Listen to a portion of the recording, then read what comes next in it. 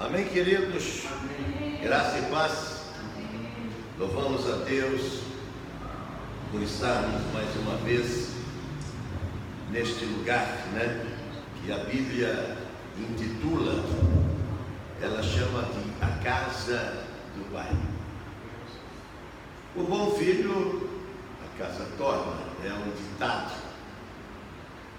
E quando o pai, ele tem esses adjetivos, essas qualidades, que evidentemente nenhum outro tem, a razão de voltarmos, ela é maior.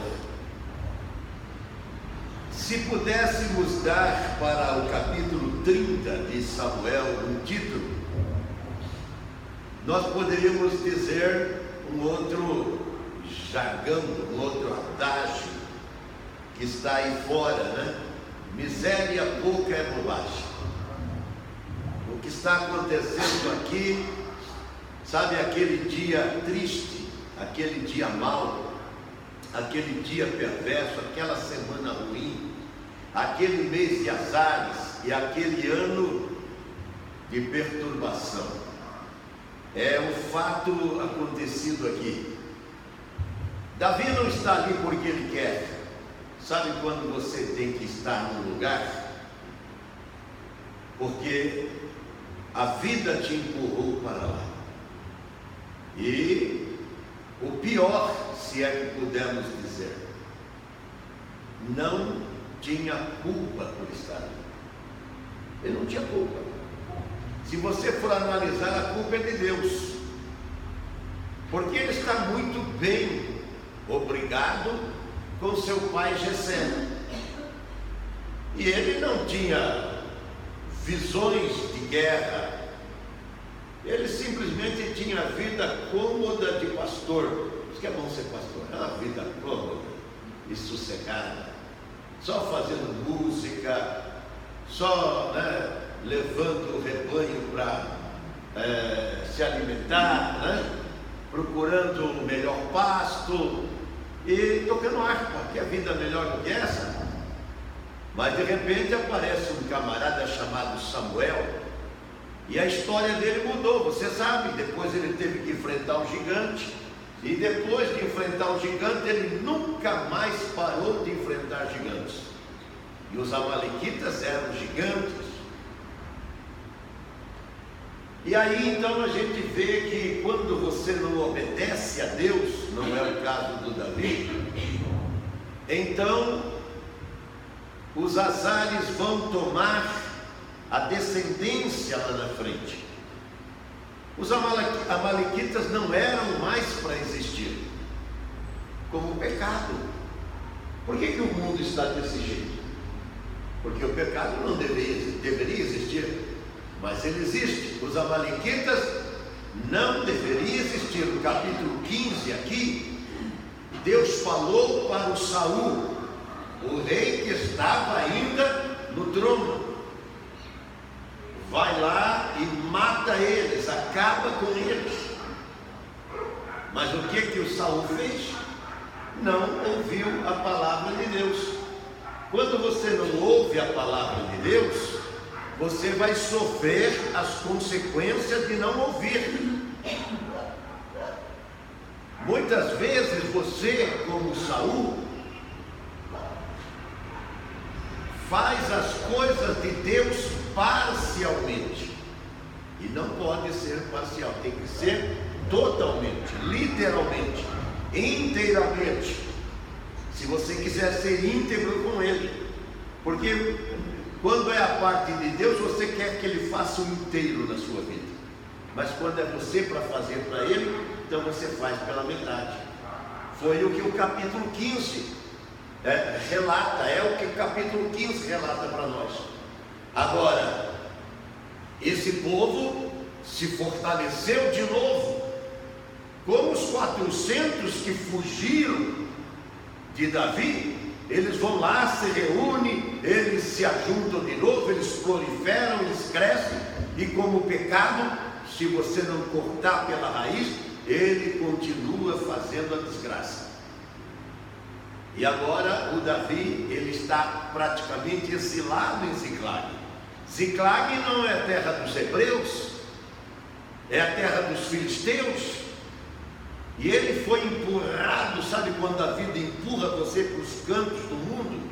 Ele foi empurrado para aquele canto porque o rei Saul queria matá-lo. E ele falou até para o filho do Saul: se eu ficar aqui, o teu pai vai uma hora me matar, porque ele já tentou várias vezes. Então eu vou embora. E ele sumiu. E aí ele teve que se exilar lá. E quando ele está lá com os seus homens, que depois juntaram-se a ele, o Saul resolve atacar os filisteus. E o rei Aquis, que era o rei dos filisteus, chamou o Davi, porque confiava nele, e falou: você vai lutar comigo contra o teu povo? E o Davi falou: que puxa que eu estou agora, vou ter que lutar com os meus irmãos. Terrível isso daí, né? Mas ele era tão fiel que a casa que tinha dado acolhida a ele tinha que honrar. Ele falou para o rei: o meu povo será como o teu povo, e eu serei como você lá. Tem hora que precisa uma intervenção de Deus para, enfim, você não fazer uma história ruim. Certamente que se fosse lá, aquele dia o rei Saul morreu. Aquele dia Jonatas, que era amado de Davi, morreu. Aquele dia foi uma carnificina naquela guerra, e não sobrou praticamente quase ninguém. E eles dizimam o povo de Israel. E se Davi estivesse ali? Por isso que eu gosto de Pedro, que diz: ele sabe livrar-nos daqueles que são seus. Então Deus fez os soldados, os comandantes, os generais do rei Aquis, o rei filisteu, olhar para Davi e duvidar dele. E chegaram para o rei e falou: esse cara é hebreu, ele não pode ir lá. Chega lá, na hora ele vira contra nós. Aí a gente tem gente lá de frente para lutar, que era o rei Saul, e temos junto conosco também. E ele sabia que o Davi, com o povo dele, eles pegavam forte mesmo. Ele sabia que, né, ele não brincava. A Bíblia diz que ele não Davi, quando ele chocava com alguém, ele dava contra alguém, ele dizimava tudo, ele não deixava ninguém para falar, nem para falar para o rei Aquis ou para dizer bobagem. Então ele matava todo mundo, o Davi com os seus 600 homens.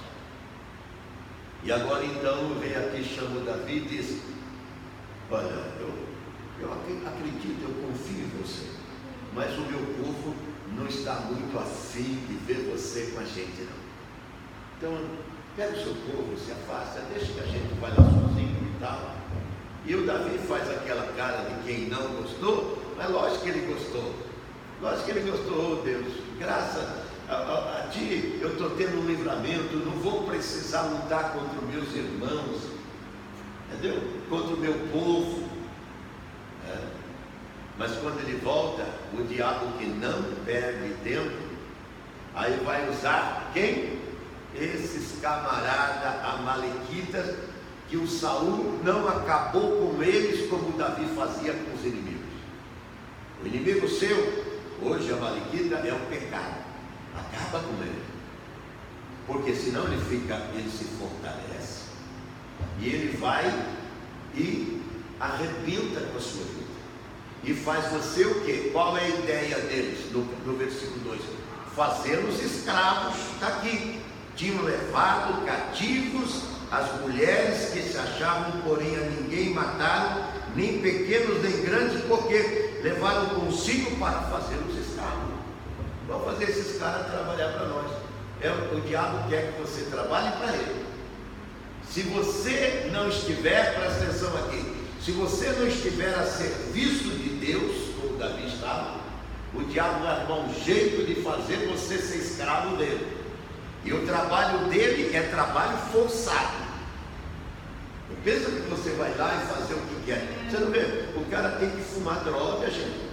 Ele já não aguenta mais.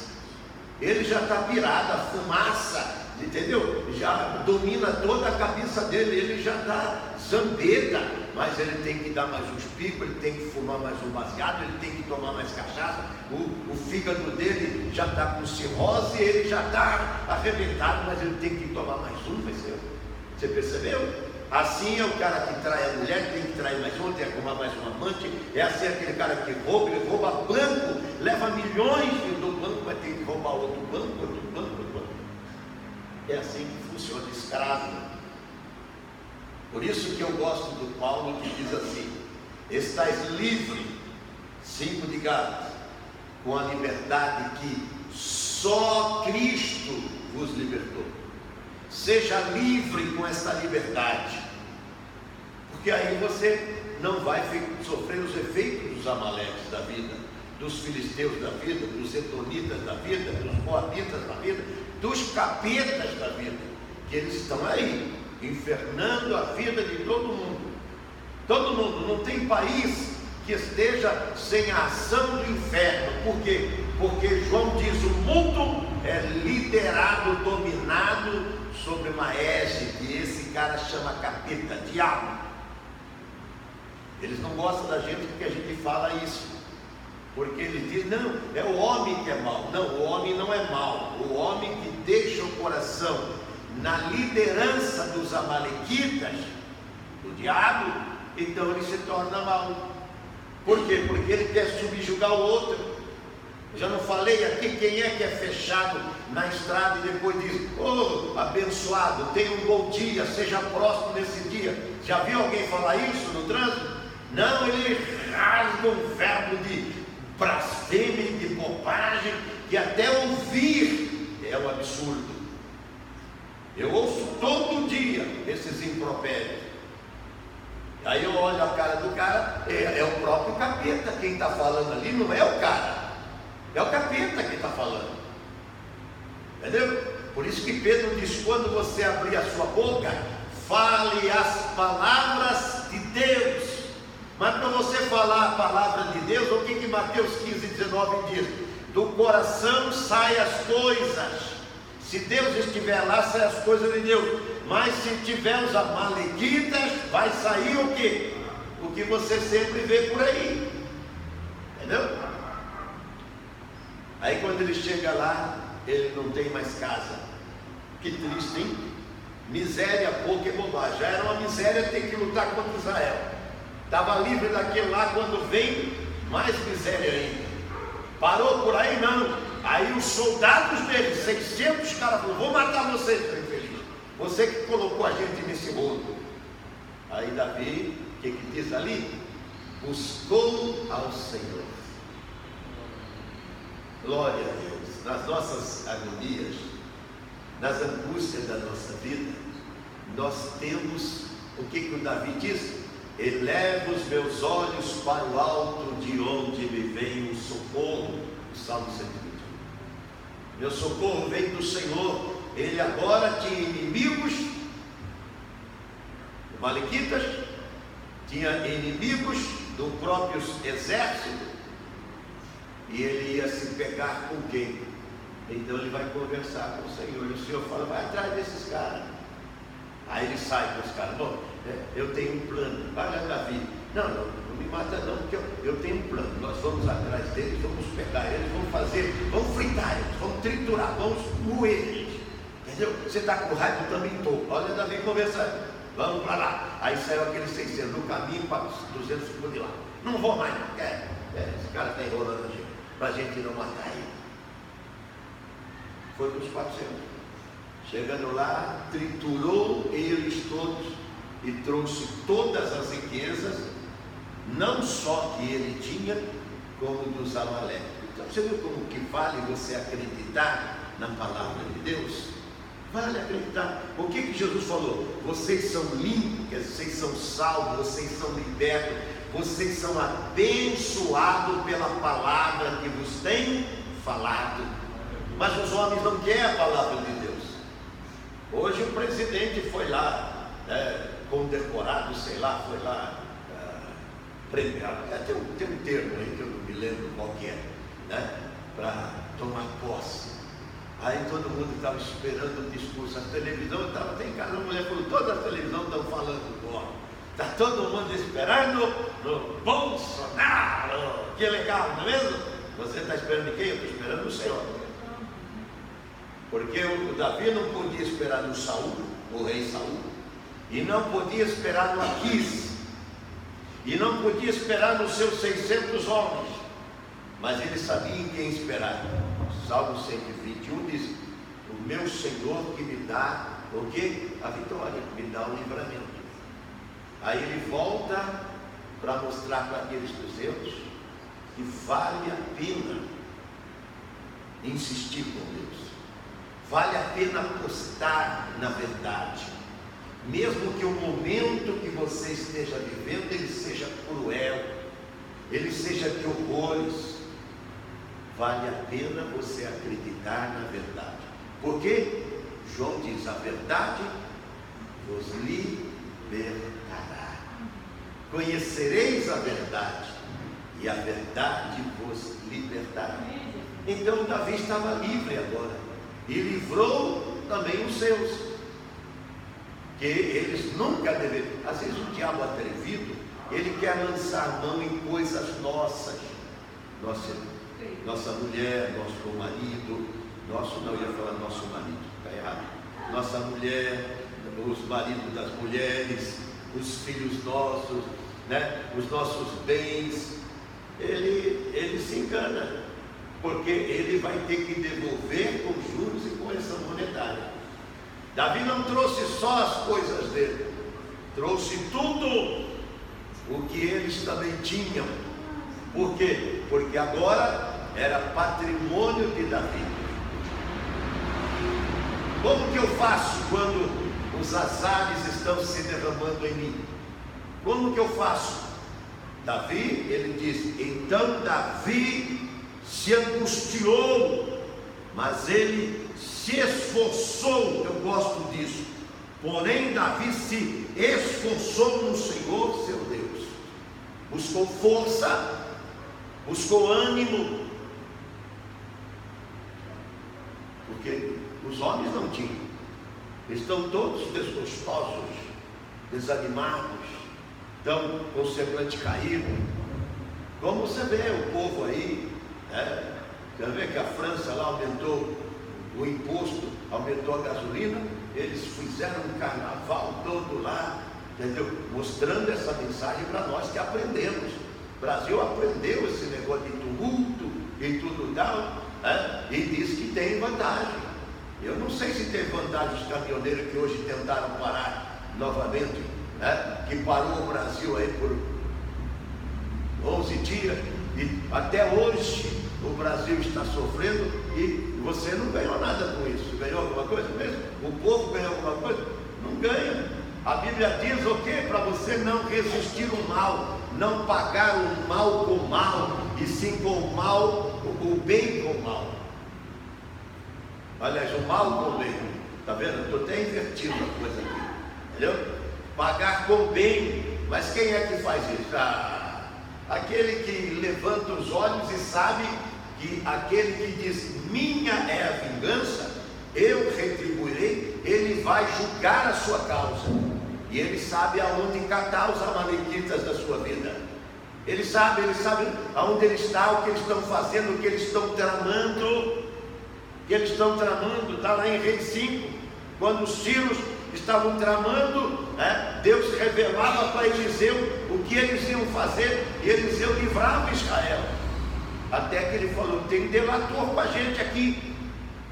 Aí um deles falou, não, tem um profeta, quer dizer, tem um Davi lá, tem um homem lá de Deus, que quando você está pensando no seu quarto, que você vai fazer no outro dia, ele já sabe. O teu Deus sabe de tudo, ele é onisciente, paciente, e ele ama você. Fiquemos em pé. Pai querido, eu quero te adorar, obrigado pela tua palavra.